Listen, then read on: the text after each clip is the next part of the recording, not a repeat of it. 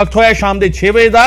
तो इस वेले तुहानूं दसदे हैं दिन दियां 6 वड्डियां खबरां जिहड़ी तुहानूं जाननियां जरूरी ने। और सब तो पहले शुरुआत करते हैं 6वीं वड्डी खबर दे नाल, जिस दे विच नजर आया विजिलेंस का एक्शन। जी हाँ, विजिलेंस एक्टिव है तो साबका मंत्रियों के ठिकाने ते रेड चल रही है। साबका मंत्री विधायकों के ठिकाणिਆਂ ते जिहड़ा हैगा उन्हां ते उत्ते शिकंजा कसिया जा रहा है। तो एक खबर जिहड़ी सामने आई है अमृतसर तो 6वीं ब्रेकिंग, साबका मंत्री के विधायकों ते विजिलेंस शिकंजा कस रही है। अमृतसर के विच ओपी सोनी दे नवे घर की पैमाइश विजिलेंस ने की है। फरीदकोट के साबका विधायक किक्की ढिल्लों तो पुछगिछ की है विजिलेंस ने आमदन नालों वध जायदाद के मामले दे विच। ते इस दे नाल ही स्पोर्ट्स किट घोटाले दे विच जिहड़ी शक दी सूई हैगी है और रडार ते जिहड़ा हैगा साबका खेड मंत्री प्रगट सिंह भी आए ने। फरीदकोट के साबका विधायक किक्की ढिल्लों तो पुछगिछ की गई है, उन्होंने दस्तावेज मंगे गए ने।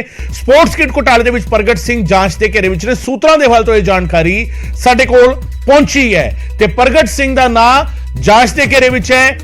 किक्की ढिल्लों तो पुछगिछ हुई है। ओपी सोनी दा नवा घर जिहड़ा सीगा अमृतसर दे विच उत्थे दी पैमाइश विजिलेंस ने की है। यानी साबका मंत्रियों के उत्ते विजिलेंस का शिकंजा कसता जा रहा है। 6 बजे की 6वीं वड्डी खबर। तो वध जायदाद के संबंध चंडीगढ़ तो टीम आई है जी अं उन्होंने प्रॉपर्टियां की असैसमेंट करा रहे हैं ਜਿਹੜੀਆਂ अजे तक हुण तक सामने आई ने और असैसमेंट हो रही है। जे कोई होर भी आऊगी तो कराई जाऊगी। ਅੱਜ ਕਿੱਥੇ ਕਿੱਥੇ ਟੀਮ ਗਈ ਸੀ? ਅੱਜ ਉਹਨਾਂ ਦੇ ਫਾਰਮ ਹਾਊਸ ਸੀਗਾ, ਹੋਟਲ ਆ, ਇੱਕ ਗਡਾਊਨ ਆ, ਉਹ ਜਗ੍ਹਾ ਦੀ ਕਰਾਂਗੇ ਅਸੈਸਮੈਂਟ। ਸਰ ਜਿਹੜੀ ਉਹ ਮੰਗਾਏ ਗਏ ਸੀ ਇਹਨਾਂ ਦੇ ਪੇਪਰ ਡਾਕੂਮੈਂਟ ਮੰਗਾਏ ਸੀ ਬੈਂਕਾਂ ਦੀ ਸਟੇਟਮੈਂਟ ਉਹ ਦਿੱਤੀਆਂ ਗਈਆਂ? ਹਾਂ ਉਹਨਾਂ ਦੇ ਦਿੱਤੀਆਂ ਨੇ, ਉਹ ਵੈਰੀਫਾਈ ਕਰ ਰਹੇ ਆ। ਉਹਦੇ ਮੁਤਾਬਕ ਹੀ ਆ ਜਿਹੜੀ ਅੱਜ ਜਿਹੜੀ ਆ ਅਸੈਸਮੈਂਟ ਕੀਤੀ ਜਾ ਰਹੀ ਹੈ। ਜੇ ਕੋਈ ਹੋਰ ਵੀ ਪ੍ਰਾਪਰਟੀ ਸਾਹਮਣੇ ਆਊਗੀ ਤਾਂ ਉਹਦੀ ਅਸੈਸਮੈਂਟ ਕੀਤੀ ਜਾਏਗੀ। 6 बजे की 5वीं ब्रेकिंग तुहानूं दसदे हैं आपे तो बाहर हो गए डॉक्टर। जी हाँ, IMA हॉल विच आपा खो बैठे डॉक्टर ते डॉक्टरां दे विचाले गाड़ी गलोच से धक्का मुक्की हुए। सुनन नूं अजीब लग सकता है पर अजिहा होया है। दो गुटां दे विचाले IMA दे विच डॉक्टरां दे विचाले गाड़ी गलोच हुई है, धक्का मुक्की हुई है। 6 बजे की 5वीं वड्डी खबर। IMA हॉल दे विच डॉक्टर जिहड़ा हैगा एक दूजे नाल उलझ गए, आपा खो बैठे, गाली गलोच हुई, धक्का मुक्की हुई। दो गुटां दे विचाले धक्का मुक्की हुई है। IMA दी अंदरूनी सियासत करके विवाद होया है। IMA ते काबिज होना चाहते ने दोवें धड़े। इस वेले दी 5वीं वड्डी खबर अमृतसर तो सामने आई है, जिथे ये तस्वीरां सामने आईयां ने। IMA दे दो धड़े आमो सामने।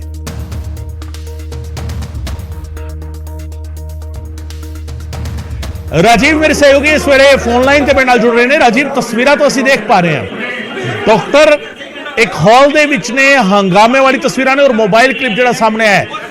किस गल नूं लेके हंगामा होया, क्यों आमो सामने होए, की है पूरा मामला?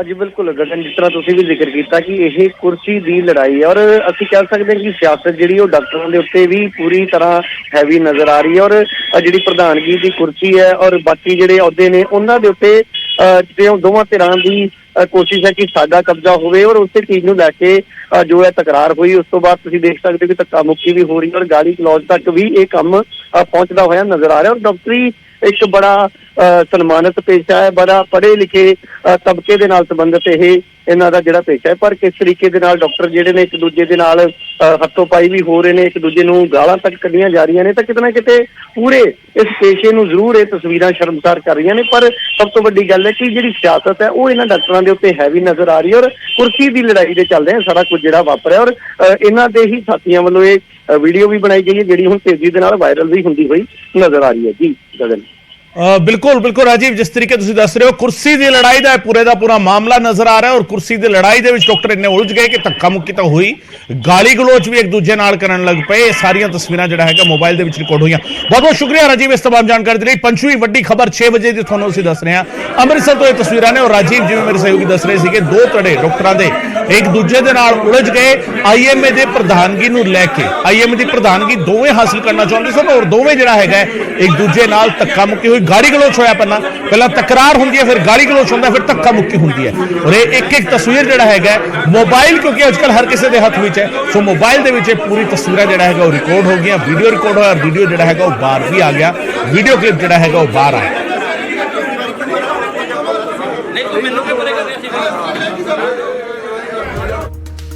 ते चौथी वड्डी खबर दसदे 6 बजे की, CM भगवंत मान ने नियुक्ति पत्र अज वंडे। ਪੀਡਬਲਿਊਡੀ ਮਹਿਕਮੇ ਦੇ 188 ਜੇਈਜ਼ ਨੂੰ ਨਿਯੁਕਤੀ ਪੱਤਰ ਸੀਐਮ ਭਗਵੰਤ ਮਾਨ ਨੇ ਦਿੱਤੇ ਨੇ। ਜਲਦ ਹੋਰ ਮਹਿਕਮਿਆਂ ਦੇ ਵਿੱਚ ਵੀ ਅਸਾਮੀਆਂ ਕੱਢਾਂਗੇ। ਸੀਐਮ ਭਗਵੰਤ ਮਾਨ ਨੇ ਅਜੇ ਦਾਅਵਾ ਕੀਤਾ ਹੈ ਜਲਦ ਹੀ ਹੋਰ ਵਿਭਾਗਾਂ ਵਿੱਚ ਵੀ ਅਸਾਮੀਆਂ ਕੱਢੀਆਂ ਜਾਣਗੀਆਂ। ਚੌਥੀ ਵੱਡੀ ਖਬਰ 6 ਵਜੇ ਦੀ, ਹੁਣ ਮੈਰਿਟ ਦੇ ਆਧਾਰ ਤੇ ਨੌਕਰੀਆਂ ਮਿਲਦੀਆਂ ਨੇ, ਸਿਫਾਰਿਸ਼ ਦੇ ਆਧਾਰ ਤੇ ਨਹੀਂ। ਮੁੱਖ ਮੰਤਰੀ ਨੇ ਅਜੇ ਦਾਅਵਾ ਕੀਤਾ ਤੇ ਬਿਨਾਂ ਸਿਫਾਰਿਸ਼ ਡਿਗਰੀਆਂ ਦੇ ਹਿਸਾਬ ਦੇ ਨਾਲ ਨੌਕਰੀ ਮਿਲੇਗੀ। ਇਹ ਦਾਅਵਾ ਜਿਹੜਾ ਹੈਗਾ ਮੁੱਖ ਮੰਤਰੀ ਨੇ ਦੁਹਰਾਇਆ ਹੈ, ਕਿਉਂਕਿ ਇਸ ਤੋਂ ਪਹਿਲਾਂ ਵੀ ਜਦੋਂ ਵੀ ਉਹ ਨਿਯੁਕਤੀ ਪੱਤਰ ਵੰਡਣੇ ਨੇ ਲਗਾਤਾਰ ਇਹ ਦਾਅਵਾ ਜਿਹੜਾ ਹੈਗਾ ਕਰ ਰਹੇ ਨੇ ਕਿ ਇਸ ਸਰਕਾਰ ਦੇ ਵਿੱਚ ਮੈਰਿਟ ਦੇ ਆਧਾਰ ਤੇ ਨੌਕਰੀਆਂ ਮਿਲਦੀਆਂ ਨੇ, ਸਿਫਾਰਿਸ਼ ਦੇ ਆਧਾਰ ਤੇ ਨਹੀਂ ਮਿਲਦੀਆਂ। ਔਰ ਅੱਜ ਵੀ ਜਿਹੜਾ ਹੈਗਾ ਉਹਨਾਂ ਨੇ ਆਪਣਾ ਇਹ ਦਾਅਵਾ ਦੁਹਰਾਇਆ ਕਿ ਬਿਨਾਂ ਸਿਫਾਰਿਸ਼ ਤੇ ਮੈਰਿਟ ਦੇ ਆਧਾਰ ਤੇ ਨੌਕਰੀਆਂ ਮਿਲਣਗੀਆਂ।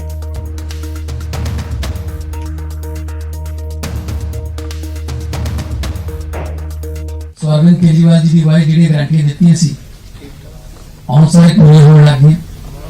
बिजली के बिल जिहड़े ने उन्होंने गारंटी दी सी कि जीरो हो जाएंगे। 85% लगभग 87% घरों के बिजली के बिल जीरो आने लग गए। सरकार ने नौकरी का वादा किया सी, अज 188 अज वाले मिला के 26,074 नियुक्ति पत्र ऐसे हाल तो असी दे चुके हैं।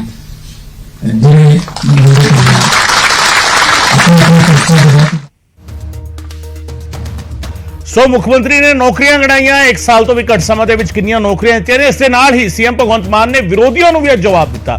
ਸੀਐਮ ਮਾਨ ਦੇ ਵੱਲੋਂ ਮੁਹੱਲਾ ਕਲੀਨਿਕ ਤੇ ਵਿਰੋਧੀਆਂ ਨੂੰ ਜਵਾਬ ਜਿਹੜਾ ਹੈਗਾ ਉਹ ਸਾਫ਼ ਤੌਰ ਤੇ ਦਿੱਤਾ ਗਿਆ। ਸੀਐਮ ਮਾਨ ਨੇ ਮੁਹੱਲਾ ਕਲੀਨਿਕਾਂ ਤੇ ਵਿਰੋਧੀਆਂ ਨੂੰ ਜਿਹੜਾ ਹੈਗਾ ਠੋਕਵਾਂ ਜਵਾਬ ਦਿੱਤਾ ਤੇ ਸਾਫ਼ ਤੌਰ ਤੇ ਕਿਹਾ ਕਿ ਅਸੀਂ ਖੰਡਰ ਹੋਈਆਂ ਬਿਲਡਿੰਗਾਂ ਨੂੰ ਚਲਾਇਆ। ਸੀਐਮ ਭਗਵੰਤ ਮਾਨ ਨੇ ਦਾਅਵਾ ਕੀਤਾ ਤੇ ਨਾਲ ਹੀ ਪਿਛਲੀਆਂ ਸਰਕਾਰਾਂ ਤੇ ਵੀ ਸਵਾਲ ਖੜੇ ਕੀਤੇ।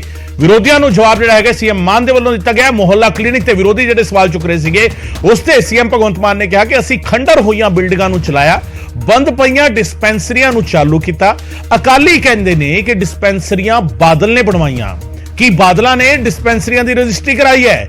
ਸੀਐਮ ਭਗਵੰਤ ਮਾਨ ਨੇ ਕਿਹਾ ਅਸੀਂ ਡਿਸਪੈਂਸਰੀਆਂ ਦਾ ਪੁਰਾਣਾ ਹਿਸਾਬ ਲੈ ਰਹੇ ਹਾਂ। ਸੀਐਮ ਭਗਵੰਤ ਮਾਨ ਨੇ ਇਹ ਗੱਲ ਜਿਹੜਾ ਹੈਗਾ ਖਾਸ ਤੌਰ ਤੇ ਕਹੀ ਅੱਜ ਦੇ ਪ੍ਰੋਗਰਾਮ ਦੇ ਵਿੱਚ। ਪੀਡਬਲਿਊਡੀ ਮਹਿਕਮੇ ਦੇ 188 ਨਵੇਂ ਤਾਇਨਾਤ ਕੀਤੇ ਜੇਈਜ਼ ਨੂੰ ਨਿਯੁਕਤੀ ਪੱਤਰ ਵੰਡਣ ਦਾ ਮੌਕਾ ਸੀਗਾ, ਪਰ ਸੀਐਮ ਨੇ ਇਸ ਮੌਕੇ ਤੇ ਜਿਹੜਾ ਹੈਗਾ ਵਿਰੋਧੀਆਂ ਨੂੰ ਵੀ ਜਵਾਬ ਦੇ ਦਿੱਤਾ ਜਿਹੜੇ ਮੁਹੱਲਾ ਕਲੀਨਿਕ ਤੇ ਸਵਾਲ ਚੁੱਕ ਰਹੇ ਸੀ।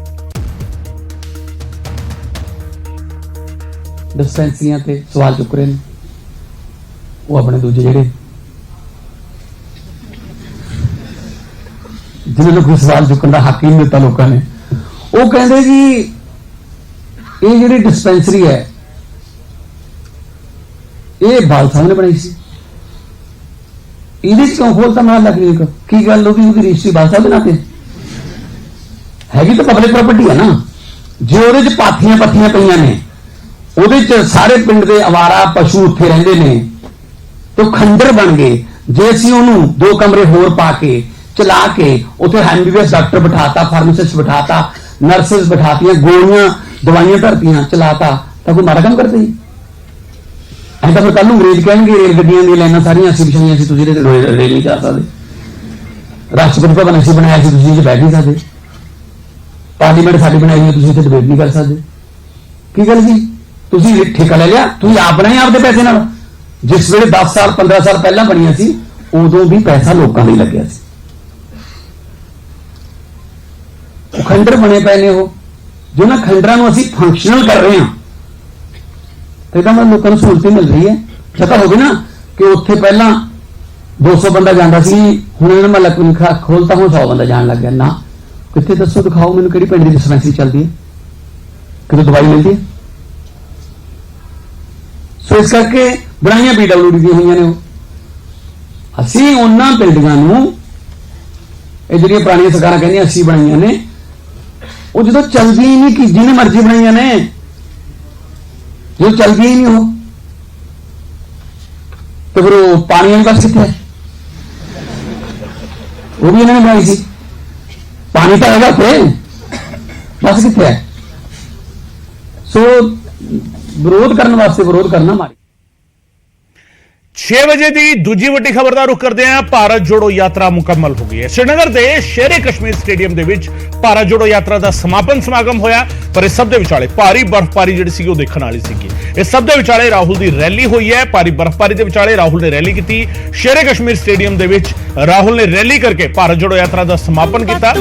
ਗਾਂਧੀ ਜੀ ਤੋਂ ਸਿੱਖਿਆ ਹੈ, ਬਿਨਾਂ हिंसा दे जुना ते बिना खौफ दे जुना। मैं हिंसा नू समझदा, मैं हिंसा वेखी। राहुल गांधी ने गल कही मोदी ते शाह ने हिंसा नहीं वेखी, हिंसा सही नहीं है। राहुल गांधी ने गल कही यात्रा दौरान बहुत कुछ सीखा है। राहुल गांधी ने गल कही अपनी तकरीर दे विच देश तोड़न दी विचारधारा के खिलाफ खड़ा हां। जम्मू कश्मीर ने मैनू हैंड ग्रेनेड नहीं प्यार दिता है। राहुल दी तकरीर दे विच सारियां गल्लां राहुल ने कीतियां। दो तस्वीरां तुसीं देख रहे हो, दो तस्वीरां दे विच एक पासे पर्सनल लाइफ है, दूजे पासे पॉलिटिकल लाइफ है। पॉलिटिकल लाइफ दे विच तुहानूं नजर आएगा उमर अब्दुल्ला तकरीर देंदे होए, उन्हां दे कोल राहुल गांधी भी उन्हां दे पिछे खड़े हुए नजर आ रहे ने, ते दूजे पासे राहुल अते प्रियंका गांधी। पर इत्थे पॉलिटिकल लीडर नहीं, इत्थे भैन भरा दी एक तस्वीर जेडे बर्फबारी दा मजा ले रहे ने आम लोकां दे वांग। ते एक गाना जेड़ा कश्मीरी गाने ते जेड़ा है रील तैयार की गई है, रील एक बार अपने दर्शकों को सुनाते हैं। Hokus pokus televan sukus mungum batukhlutun de schwas kichkich vamano brahmandaran poin chokum ekista khabani kyo principal ने कहा राहुल तुम्हारे घर से फोन कॉल,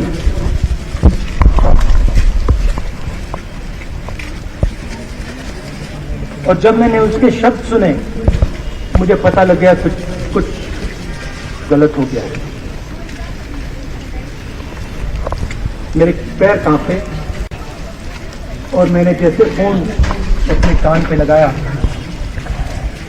तो मेरे माँ के साथ एक औरत काम करती है, वो चिल्ला रही थी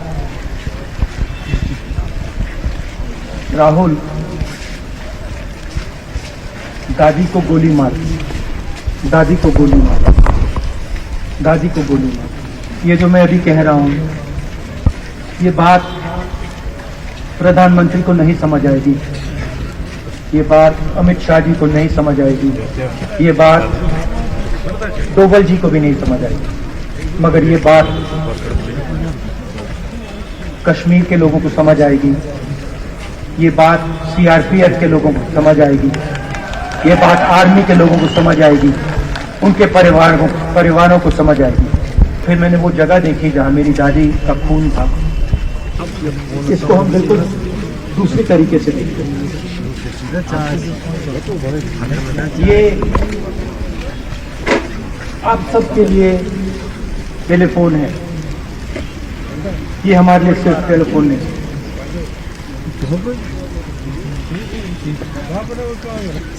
उसके बाद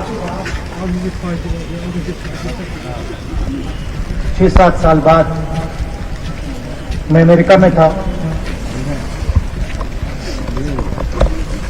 और फिर से टेलीफोन आया। 21 में टेलीफोन आया, पिता के एक दोस्त थे, उन्होंने मुझे फोन किया और कहा राहुल बुरी खबर है। मैंने उनसे कहा मैं जानता हूं पापा मर गए। कहते मैंने कहा धन्यवाद। उधर बीजेपी राहुल गांधी ते निशाने साध रही है ते फौज दे नाम ते सियासत करन दे इल्जाम लगा रही है।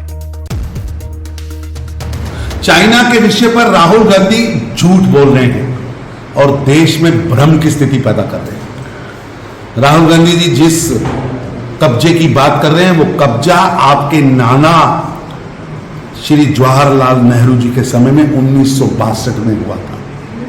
ये नरेंद्र मोदी जी की सरकार है। 1 इंच भूमि भी कोई कब्जा करे ये बर्दाश्त नहीं। और आपका ये वक्तव्य भारत की वीर सेना और उनके पराक्रम को छोटा दिखाने का प्रयास है। एक तरफ तो भारत का वीर बेटा बॉर्डर पर संघर्ष करते हुए लड़ रहा है और दूसरी तरफ आप ऐसी घटिया बयानबाजी करके उनके शौर्य का अपमान कर रहे हैं और भारत के अंदर भ्रम पैदा कर रहे हैं।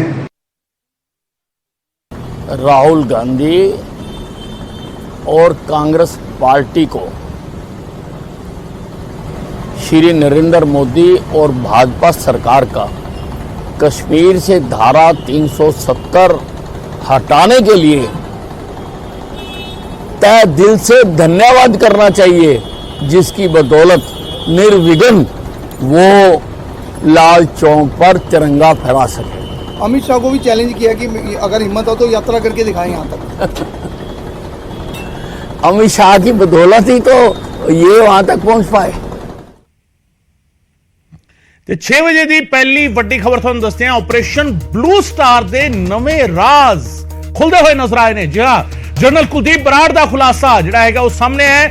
ਇੰਦਰਾ ਗਾਂਧੀ ਦੀ ਸਰਕਾਰ ਤੇ ਜਨਰਲ ਕੁਲਦੀਪ ਬਰਾੜ ਨੇ ਸਵਾਲ ਚੁੱਕੇ ਨੇ। ਆਪਰੇਸ਼ਨ ਬਲੂ ਸਟਾਰ ਦੇ ਨਵੇਂ ਰਾਜ਼ ਜਿਹੜੇ ਹੈਗੇ ਹੈ ਉਹ ਸਾਹਮਣੇ ਖੁੱਲਦੇ ਨਜ਼ਰ ਆ ਰਹੇ ਨੇ ਤੇ ਪਿੰਡਰਾਂ ਵਾਲੇ ਦਾ ਕਦ ਵੱਡਾ ਹੋਣ ਦਿੱਤਾ ਗਿਆ। ਕੁਲਦੀਪ ਬਰਾੜ, ਜਨਰਲ ਕੁਲਦੀਪ ਬਰਾੜ ਨੇ ਇੱਕ ਗੱਲ ਕਹੀ ਹੈ ਆਪਰੇਸ਼ਨ ਬਲੂ ਸਟਾਰ ਨੂੰ ਲੈ ਕੇ। ਜਨਰਲ ਕੁਲਦੀਪ ਬਰਾੜ ਦਾ ਖੁਲਾਸਾ ਹੈ। ਇੰਦਰਾ ਗਾਂਧੀ ਦੀ ਸਰਕਾਰ ਤੇ ਸਵਾਲ ਚੁੱਕਦਾ ਉਹਨਾਂ ਕਿਹਾ ਕਿ ਪਿੰਡਰਾਂ ਵਾਲੇ ਦਾ ਕਦ ਵੱਡਾ ਹੋਣ ਦਿੱਤਾ ਗਿਆ। ਇੰਦਰਾ ਨੇ ਐਕਸ਼ਨ ਲੈਣ ਦੇ ਵਿੱਚ ਬਹੁਤ ਦੇਰ ਕਰ ਦਿੱਤੀ ਤੇ ਇਹ ਪੂਰੇ ਦਾ ਪੂਰਾ ਖੁਲਾਸਾ ਕੀ ਹੈ, ਇਹ ਪੂਰੇ ਬਿਆਨ ਦੇ ਵਿੱਚ ਆਖਿਰ ਕਿਹਾ ਕੀ ਹੈ, ਕਿਉਂ ਇਹ ਬਿਆਨ ਚਰਚਾ ਦਾ ਵਿਸ਼ਾ ਔਰ ਕਿਹੜੇ ਸਵਾਲ ਇਸ ਬਿਆਨ ਤੋਂ ਬਾਅਦ ਖੜੇ ਹੁੰਦੇ ਨੇ। ਹਰ ਸਵਾਲ ਅਤੇ ਹਰ ਜਵਾਬ ਤੱਕ ਅਸੀਂ ਪਹੁੰਚਣ ਦੀ ਕੋਸ਼ਿਸ਼ ਕਰਾਂਗੇ। 7 ਵਜੇ ਨਿਊਜ਼ 18 ਪੰਜਾਬ ਤੇ ਨਵੇਂ ਖੁਲਾਸੇ ਜਿਹੜਾ ਹੈਗਾ ਇਸ ਬਿਆਨ ਦੇ ਨਾਲ ਜੁੜੇ ਨਵੇਂ ਖੁਲਾਸੇ ਜਿਹੜੇ ਆਪਰੇਸ਼ਨ ਬਲੂ ਸਟਾਰ ਤੇ ਨਵੇਂ ਖੁਲਾਸੇ ਕੀਤੇ ਨੇ ਕੁਲਦੀਪ ਬਰਾੜ ਨੇ, ਜਨਰਲ ਕੁਲਦੀਪ ਬਰਾੜ ਨੇ ਜਿਹੜੇ ਖੁਲਾਸੇ ਕੀਤੇ ਨੇ ਉਸ ਤੇ ਲਗਾਤਾਰ ਸਾਡੀ ਖਾਸ ਕਵਰੇਜ ਅੱਜ 7 ਵਜੇ ਨਿਊਜ਼ 18 ਪੰਜਾਬ ਤੇ।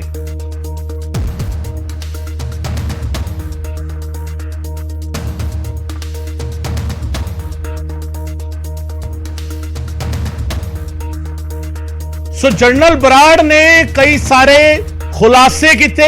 ਖੁਲਾਸਿਆਂ ਦੇ ਵਿੱਚ ਬਹੁਤ ਸਾਰੀਆਂ ਗੱਲਾਂ ਉਹਨਾਂ ਨੇ ਕੀਤੀਆਂ। ਉਹਨਾਂ ਨੇ ਕਿਹਾ ਕਿ ਪਿੰਡਰਾਂ ਵਾਲੇ ਦਾ ਕਦ ਵੱਡਾ ਹੋਣ ਦਿੱਤਾ ਗਿਆ। ਇਸ ਦੇ ਨਾਲ ਹੀ ਉਹਨਾਂ ਨੇ ਕਿਹਾ ਕਿ ਐਕਸ਼ਨ ਲੈਣ ਦੇ ਵਿੱਚ ਇੰਦਰਾ ਗਾਂਧੀ ਨੇ ਦੇਰ ਕਰ ਦਿੱਤੀ। ਜਨਰਲ ਬਰਾੜ ਦੇ ਖੁਲਾਸੇ ਇੱਕ ਪਾਸੇ ਚੱਲ ਰਹੇ ਨੇ ਔਰ ਇਸ ਸਭ ਦੇ ਵਿਚਾਲੇ ਸਿਆਸੀ ਪ੍ਰਤੀਕਰਮ ਆ ਰਹੇ ਨੇ। ਬੀਜੇਪੀ ਨੇ ਅੰਮ੍ਰਿਤਪਾਲ ਨੂੰ ਲੈ ਕੇ ਸਰਕਾਰ ਨੂੰ ਅਲਰਟ ਕੀਤਾ ਹੈ ਤਾਂ ਐਸਜੀਪੀਸੀ ਨੇ ਜਨਰਲ ਬਰਾੜ ਨੂੰ ਹੀ ਘੇਰਿਆ ਹੈ। ਕੀ ਕੁਝ ਕਿਹਾ ਜਾ ਰਿਹਾ ਹੈ ਤੁਹਾਨੂੰ ਸੁਣਾਉਂਦੇ ਹਾਂ। ਬਿਲਕੁਲ ਠੀਕ ਕਿਹਾ, ਦਰੁਸਤ ਕਿਹਾ।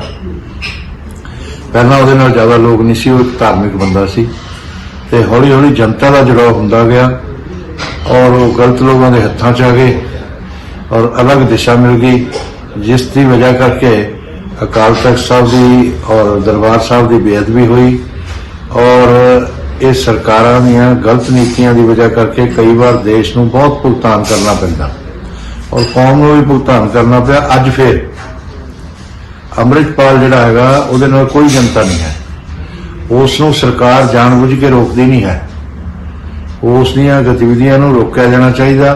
ਜਨਰਲ ਬਰਾੜ ਦੀ ਜਿਹੜਾ ਬਿਆਨ ਹੈ ਇਹ ਵੀ ਆਪਣੇ ਆਪ ਦੇ ਵਿੱਚ ਉਹਨਾਂ ਹੀ ਏਜੰਸੀਆਂ ਤੇ ਉਹਨਾਂ ਹੀ ਸ਼ਕਤੀਆਂ ਦਾ ਹੱਥ ਠੋਕਾ ਬਿਆਨ ਹੈ, ਕਿਉਂਕਿ ਇਹ ਦੁਨੀਆ ਦੇ ਵਿੱਚ ਇਹ ਗੱਲ ਜਾਣੀ ਜਾਂਦੀ ਹੈ ਕਿ ਅੱਜ ਦਾ ਜਿਹੜਾ ਨੌਜਵਾਨ ਹੈ ਜਿਹੜਾ ਉਦੋਂ ਬਾਅਦ ਜਨਮ ਲਿਆ